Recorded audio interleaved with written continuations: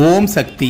வணக்கம் அன்பர்களே. நாம் இன்று காணவிருக்கும் ஆலய தரிசனம் கஞ்சம் ஸ்ரீ நிமிஷாம்பாள் கோவில். கர்நாடக மாநிலம் ஸ்ரீரங்கப்பட்டினம் அருகே உள்ள கஞ்சாம் என்ற கிராமத்தில் காவிரி ஆற்றின் கரையில் அமைந்துள்ள புகழ்பெற்ற சக்தி வாய்ந்த அம்மன் ஸ்தலமாகும். நிமிஷம் என்றால் ஒரு நிமிடம், அம்பாள் என்றால் அன்னை. தன்னை வந்து உருகி வேண்டும் பக்தர்களின் துயரங்களில் ஒரே நிமிடத்தில் தீர்த்து வைப்பதால் அன்னைக்கு நிமிஷாம்பாள் என்ற திருநாமம் வழங்கப்படுகிறது.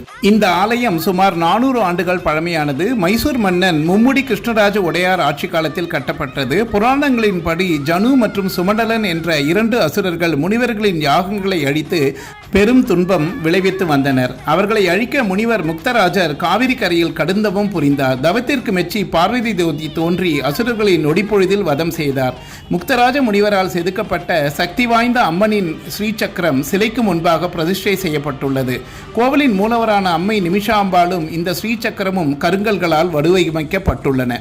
பக்தர்கள் கொண்டு வரும் எலுமிச்சம்பழங்களை அம்மனின் பாதத்தில் மற்றும் ஸ்ரீசக்கரத்தின் மீது வைத்து அர்ச்சனை செய்து வருகிறார்கள். வீட்டுக்கு கொண்டு சென்று கனி பூஜை அறையில் வைத்தால் வழிபடுவதன் மூலம் தீராத நோய்கள் தீரும், கண்கிருஷ்டி நீங்கும். நீண்ட நாட்கள் வரன் அமையாமல் தவிக்கும் வரன்களுக்கு இங்கு வந்து அன்னியை வேண்டி மஞ்சள் கயிறு அல்லது வளையல் காணிக்கை செய்தால் மிக விரைவில் திருமணம் கூடி வரும் என்பது பக்தர்களின் அசைக்க முடியாத நம்பிக்கை.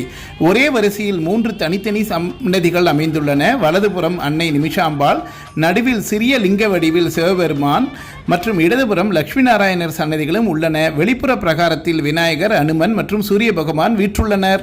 இங்குள்ள சிவபெருமான் லிங்க வடிவில் முக்தீஸ்வரர் என்ற பெயரில் அழைக்கப்படுகிறார். இவர் அம்பாள் வழிபட்ட வடிவமாகும். இவரை மௌத்திகேஸ்வரர் என்றும் அழைக்கிறார்கள். சிவராத்திரி, மாத பௌர்ணமி, நவராத்திரி, நிமிஷாம்பாள் ஜெயந்தி ஆகியவை சிறப்பாக கொண்டாடப்படுகிறது. துர்க்கையின் அம்சமாக நிமிஷாம்பாள் இருப்பதால் ராகு காலம், அஷ்டமி என்று பாலாபிஷேகம் செய்கின்றனர். பௌர்ணமி விரதம் இருந்து வழிபட்டால் எதிரி பயம் நீங்கும். நம்பி வருவோரின் எக்குறையும் நொடியில் தீர்ப்பால் கஞ்சம் நிமிஷாம்பாள்.